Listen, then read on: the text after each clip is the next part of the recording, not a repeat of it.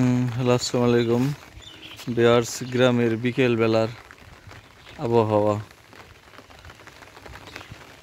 বিকেল বেলায় গুড়ি গুড়ি বৃষ্টি পড়তেছে, সৌন্দর্য দেখতেছে।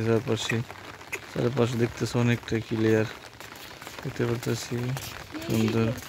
এই গ্রামের ভিডিও রাস্তায় হাটের হালকা ভিডিও একটা দৃশ্য তুলে ধরলাম আপনাদের মাঝে।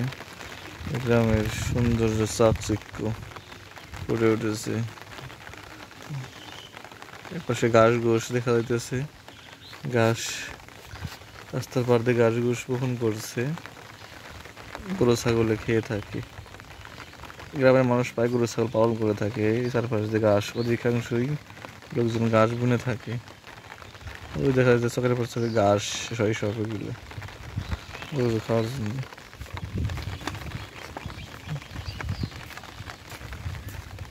বৃষ্টিতে ভিজে খোঁজা কাজ করতেছে। ওই দেখা যায় মানুষের পাশে কাজের জন্য ব্যস্ত।